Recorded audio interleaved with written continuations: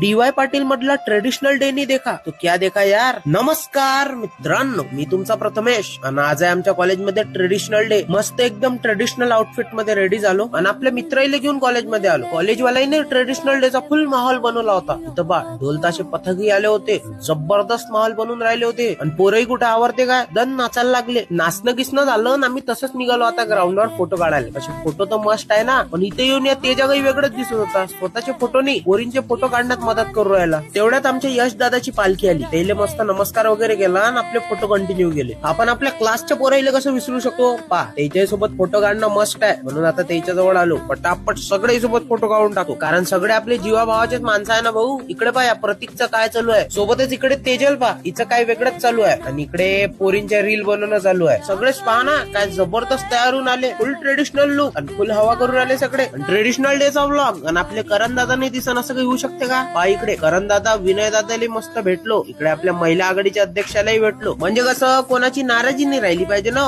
सबले साथ घेऊन चाला लागते आपल्याला. तर मग तुम्हाला कसा वाटला आजचा ट्रेडिशनल डेचा व्लॉग कमेंट मध्ये सांगा ना. तुम्ही सांगतच नाही का. पण आवडला असेल तर लाईक करा, मित्रासोबत शेअर करा. भेटतो उद्या मी. तोपर्यंत जय महाराष्ट्र.